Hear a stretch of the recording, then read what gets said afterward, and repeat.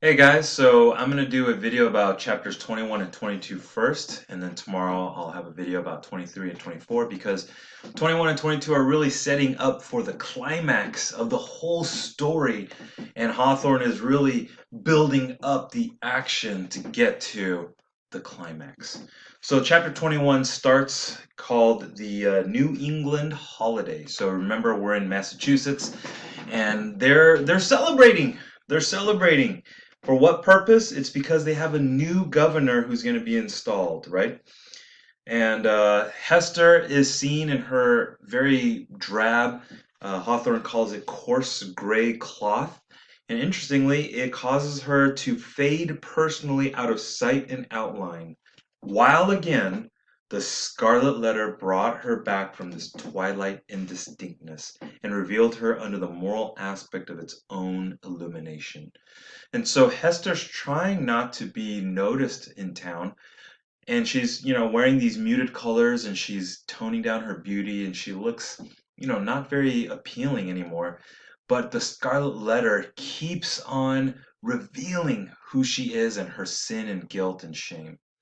And so this theme of the shame and guilt kind of comes back because if you recall in previous chapters, she was starting to feel that shame coming off of her. It's like she was ready to take off the Scarlet Letter.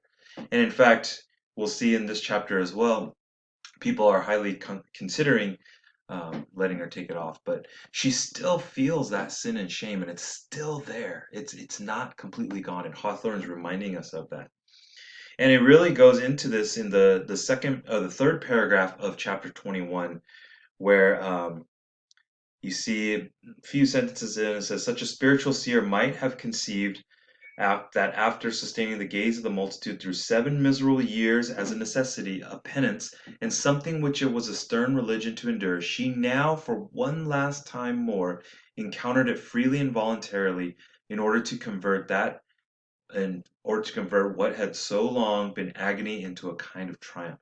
Look your last on the Scarlet Letter and its wearer, the people's victim and lifelong bondslave, as they fancied her, might say to them.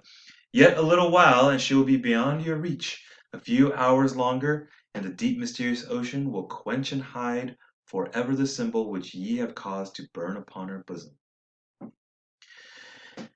And we see that the toll and effect of those 7 years of that shame and ignominy have produced to her. However, Pearl, on the other hand, is decked out with airy gaiety, and she's, fancy looking. She's gorgeous. She's exquisite. She's fancy, and she's wearing all this nice stuff. And she's, Hawthorne describes her as effervescence and just kind of like floating along and bird-like movements. She's just, enjoying herself and enjoying this holiday. And she even asks her mom, "Hey, what's going on today? It's like a play day for the whole world." Literally, she asks that.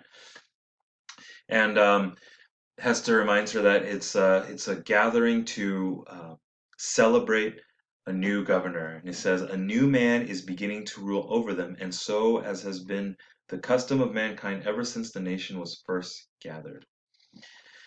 And it's interesting because the way it's described is that there's almost like a sense of hypocrisy in the town where everyone's supposed to be humble, muted, dull, and similar to what we saw in Governor Bellingham's mansion, she is noticing that the town is coming out with all these bright, vibrant colors and having this kind of jollity and gaiety as it describes here.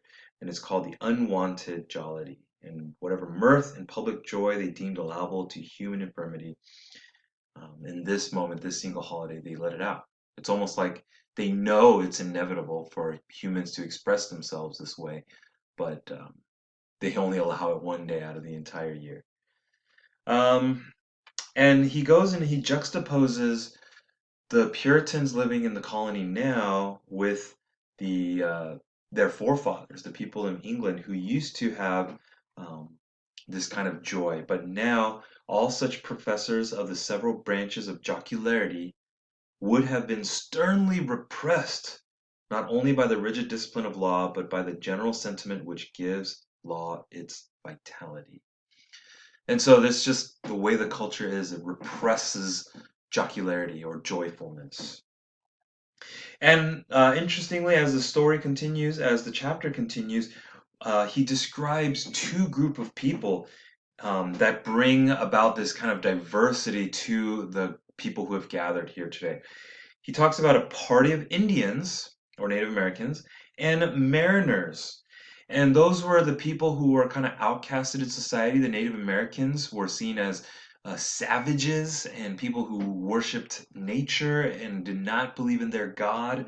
Mariners were out in the sea, and that allowed them to be corrupted, and they spoke curse words. They had no morals, and in fact, they recognized, or they represented, as it says here, the incomplete morality of the age. And so again, it's this hypocrisy that they're kind of outsiders and not welcome, but that's not necessarily what the Christian thing to do is, right? And as it continues, Roger Chillingworth is there. And Chillingworth, he finds out that Hester and Pearl and Dimsdale are all planning on leaving. And at the end of the chapter, he finds the captain who's going to be taking Hester, Pearl, and Dimsdale, and he finds a spot on the ship with them. Talk about jarring. See how haunting it is, and then Hester finds out at the end of chapter 21, and we're left with, oh shoot, what's gonna happen, right? And one thing I want to point out one more time, because he repeats this theme. It's a motif. Motif is whenever an author repeats something. It's how the Scarlet Letter has alienated her. About the fifth to last paragraph of the chapter, it says that Hester stood a small vacant area, a sort of magic circle had formed itself about her, into which, though the people were elbowing one another at a little distance, none ventured or felt disposed to intrude. It was a forcible type of the moral solitude in which the Scarlet Letter enveloped its fated wearer. And so people are like gathered, they're close, but around Hester, there's like this invisible force field, and people are not wanting to go inside because Hester's in there. And so continuing that theme of that shame and guilt that she feels because of the Scarlet Letter. Chapter 22 is titled The Procession. And the procession, everyone's gathered here, not socially distant, of course. And there's like a parade that's what a procession is, right? A group of people walking through. And in this procession, it's all leading to Dimsdale giving the election sermon, right? And at the head of procession, there's the musicians. They're accompanied by the military people, and then they're followed by the civil leaders or the political leaders. And then they're finally followed by the clergyman, specifically Dimsdale. And so that kind of represents an order of importance where it goes kind of from least important to most important. And we see that in society at the time, the clergymen were the most revered and important people of the time. And as they're proceeding, they see that Dimsdale, he's no longer this like weak, feeble dude who's got his hand over his chest. He's got a little pep in his step. It says here that there was no feebleness of step as at other times. He wasn't looking all ill and weak and tired and hurt, but he was looking strong. And in fact, Hester could not recognize him. Pearl asks, Mother, was that the same minister that kissed me by the brook? Even Pearl's like, who's that guy? He looks completely different. And everyone is able to recognize that. Even Mistress Hibbins. And she and Hester have this interesting conversation that she saw them in the forest. And Mistress Hibbins is like, did you guys make a contract with the black man as well? And finally, Mr. Dimsdale starts to give his election sermon, and man, the paragraph that describes it is just fascinating. Talking about the way he's delivering the sermon, this vocal organ, meaning his voice, was in itself a rich endowment, insomuch that a listener comprehending nothing of the language in which the preacher spoke might still have been swayed to and fro by the mere tone and cadence. And so the way he's delivering this sermon is just powerful, powerful. Um, it's in fact at the end of that paragraph says it was this profound and continual undertone that gave the clergyman his most appropriate power. And so Hester's listening, the whole town is listening, and he's giving this wonderful, wonderful sermon. And then the chapter ends again, kind of on this cliffhanger, because a seaman finds Pearl and says, "Hey, are you that the daughter of that um, of Hester?" And she says, "Yes." And he says this. He says, "Then tell her that I spake again with the black-visaged, hump-shouldered old doctor, Chillingworth, and he engages to bring his friend, the gentleman she wots of, Dimmesdale, aboard with him. So let thy mother take no thought save for herself and thee. Wilt thou tell her this, thou witch baby?" What a weird way to have a term endearment.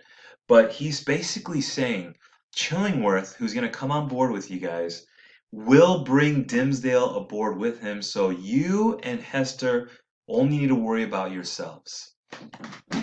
Dun dun dun. And of course, when Hester hears that, she's going to be, going crazy, you know.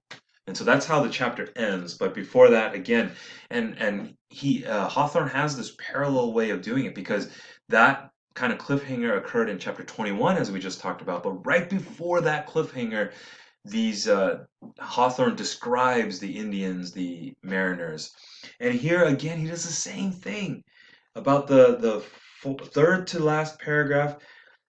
He describes the people in town. There were many people present from the country round about, meaning not in the town, who had often heard of the Scarlet Letter, and to whom it had been made terrific by 100 false or exaggerated rumors, but who had never beheld it with their own bodily eyes.